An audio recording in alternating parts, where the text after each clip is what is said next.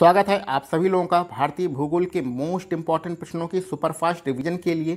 पिछले लेक्चर में हम लोगों ने अपने प्रश्नों को जहां पर ख़त्म किया था, आज उसी के आगे स्टार्ट करते हैं। आज के जो हमारे प्रश्न हैं वो कुछ महत्वपूर्ण फैक्ट हैं, डाटा हैं, जिसे हम लोग क्वेश्चन आंसर के रूप में पढ़ने की कोशिश करेंगे।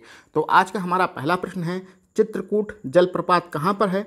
तो चित्रकूट जलप्रपात इंद्रावती नदी पर है, जो कि आपके छत्तीसगढ़ राज्य में है और इसे भारत का नियाग्रा जलप्रपात कहा जाता है। तो यहाँ पर आपसे पूछा जा सकता है, भारत का नियाग्रा जलप्रपात किसे कहा जाता है? तो भारत का नियाग्रा जलप्रपात चित्रकूट जलप्रपात को कहा जाता है, जो कि आपके छत्तीसगढ़ राज्य में है और इंद्रावती नदी पर है। तो ये सारे महत्वपूर्ण फैक्ट आप याद रखिएगा। आगे बढ़ते हैं, भारत में सबसे कम वर्षा कहाँ पर होती है? तो भारत में सबसे कम वर्षा लेह में होती है। और भारत में सर्वाधिक वर्षा कहाँ पर होती है? भारत में सबसे ज़्यादा वर्षा मासिन राम में होती है। तो लेह सबसे कम वर्षा, मासिन राम सबसे ज़्यादा वर्षा। आगे आपसे पूछा जा रहा है कि पर्वतीय वर्षा सबसे ज़्यादा कहाँ पर होती है? संपूर्ण विश्व में पर्वतीय वर्षा सबसे ज़्यादा कहाँ पर होती है? सबसे ज़्यादा आपके भारत देश में होती है। चलिए आगे बढ़ते हैं अगले प्रश्न पर। चाय, कहवा, काजू और सिनकोना के उत्पादन के लिए कौन सी मिट्टी सबसे ज़्यादा उपयोगी है? तो लैटेराइट मिट्टी आप ध्यान में रखिएगा। लैटेराइट मिट्टी चाय, कहवा, काजू और सिनकोना के उत्पादन के लिए सबसे ज़्यादा उपयुक्त मानी जाती है। भारत में सर्वाधिक कौन सी मिट्टी पाई जाती है? तो भारत में सर्वाधिक जलोढ़ मिट्टी पाई जाती है, जो भारतीय भूभाग के 43% भाग पर मिलती है। तो भारतीय भूभाग के 43% भाग पर कौन सी मिट्टी पाई जाती है? जलोढ़ मिट्टी पाई जाती है। आगे बढ़ते हैं, आप लोग गांव में रहे होंगे तो वहाँ पर तालाबों में देखा होगा जलकुंभी निकल के आ जाती है। तो इसी जलकुंभी को बंगाल का आतंक कहा जाता है। तो बंगाल का आतंक किसे कहते हैं? पानी में निकलने वाली जलकुंभी को ही बंगाल का आतंक कहा जाता है। आगे हमारा प्रश्न है, सिंदरी क्या है? सिंदरी आपका सार्वजनिक क्षेत्र का पहला बड़ा उर्वरक कारखाना है। सिंदरी आपसे पूछा जाए क्या है, तो सिंदरी के बारे में बताएंगे। सार्वजनिक क्षेत्र का पहला बड़ा उर्वरक कारखाना सिंदरी है। आगे बढ़ते हैं, भारत ने आपदा प्रबंध अधिनियम कब बनाया था? तो भारत ने आपदा प्रबंधन अधिनियम 2005 में बनाया था।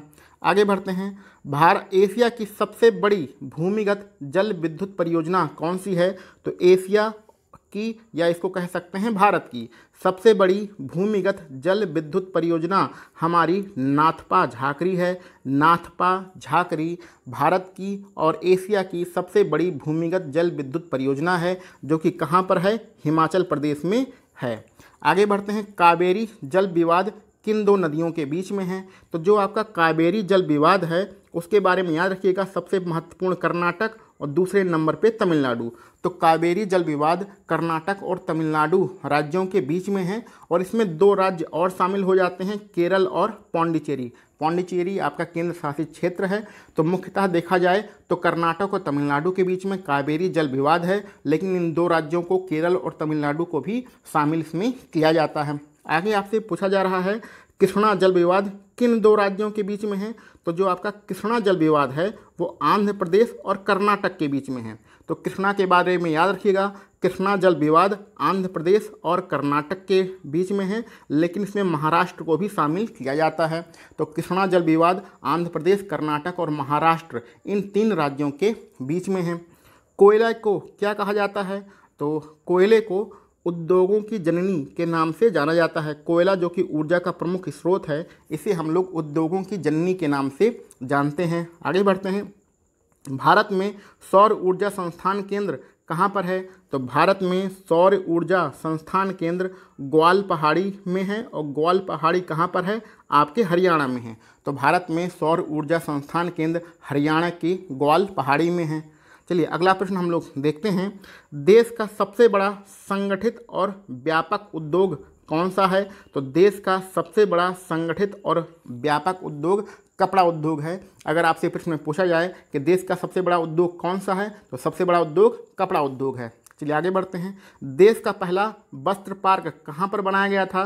तो देश का पहला वस्त्र पार्क बनाया गया था आपके बेंगलोर में। और बेंगलोर कहाँ पर है? कर्नाटक राज्य में है। तो कर्नाटक राज्य के बेंगलोर में देश का पहला वस्त्र पार्क बनाया गया था। अगला हमारा प्रश्न है, भारत का प्रथम आधुनिक ऊन कारखाना कहाँ पर लगाया गया था? तो आप उत्तर प्रदेश से हैं, तो उत्तर प्रदेश के बारे में आपको ये पता होगा कि कानपुर आपके ऊन के लिए बहुत ज़्यादा फेमस है। तो इसी कानपुर में 1876 में भारत का पहला आधुनिक ऊन कारखाना लगाया गया था। इस चीज़ को आप ध्यान में रखिएगा। आगे हमारा है, अमृत परियोजना किससे संबंधित है? तो अमृत परियोजना नदियों को जोड़ने से संबंधित है। विभिन्न प्रकार की नदियों को जोड़ने से संबंधित जो हमारी परियोजना है वो अमृत परियोजना है। आगे बढ़ते हैं, स्वतंत्र भारत की पहली बहुउद्देशीय परियोजना कौन सी है? तो स्वतंत्र भारत की पहली बहुउद्देशीय परियोजना दामोदर घाटी परियोजना है, जो कि अमेरिका के टेनेसी मॉडल पर आधारित है। तो अमेरिका के टेनेसी मॉडल पर कौन सी परियोजना आधारित है? दामोदर घाटी परियोजना आधारित है, और यह स्वतंत्र भारत की पहली बहुउद्देशीय परियोजना है। इस चीज़ को भी ध्यान में रखिएगा। तो चलिए आगे बढ़ते हैं अपने अगले प्रश्न पर। देश की पहली जल विद्युत परियोजना कौन सी है? तो देश की पहली जल विद्युत परियोजना शिव समुद्रम परियोजना है, जो कि आपके कावेरी नदी पर है, और इसे 1902 में बनाया गया था। तो 1902 में कावेरी नदी पर शिव समुद्रम परियोजना बनाई गई थी, जो कि देश की पहली जल विद्युत परियोजना है।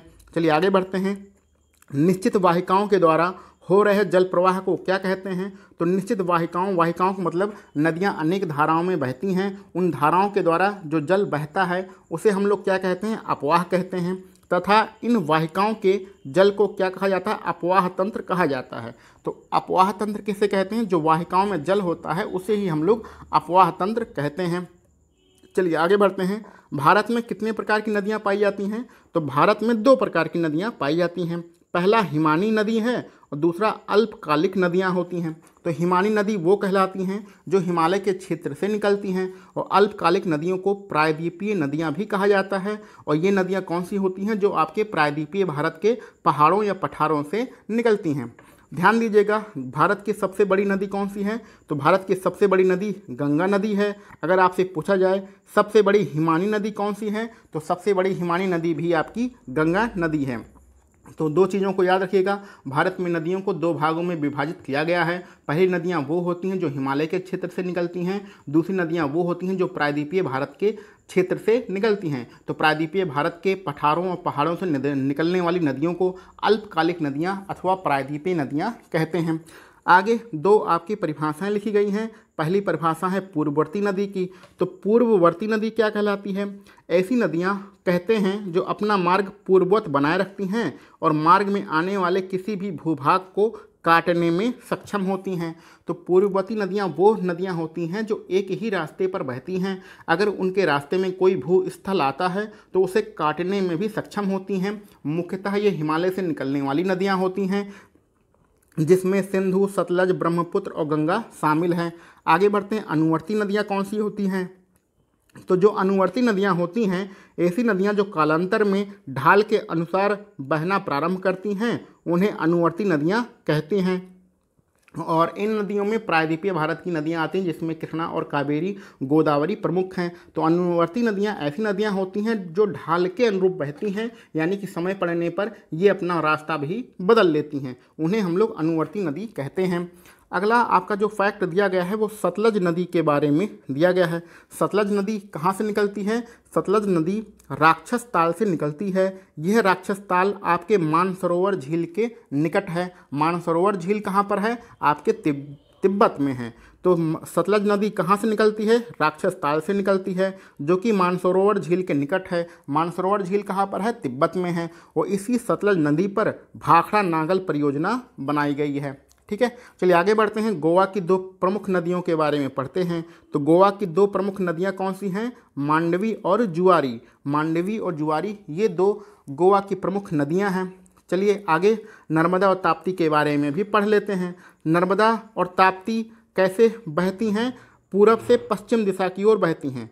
पूर्व से पश्चिम दिशा की ओर बहती हैं। और किस प्रकार की घाटियों में बहती हैं? भ्रंश घाटियों में बहती हैं। ध्यान दीजिएगा, आपके कुछ प्रमुख नदियां हैं, नर्मदा है, ताप्ती है, साबरमती है। ये सारी नदियां पूरब से पश्चिम की ओर बहती हैं। कहाँ पर जाके गिरती हैं? अरब सागर में जाके गिरती हैं।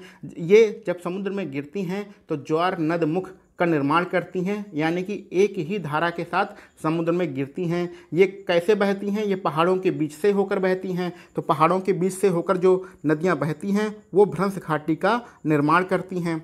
ठीक है, तो ये नर्मदा, ताप्ती, साबरमती नदियों के बारे में कुछ महत्वपूर्ण फैक्ट थे।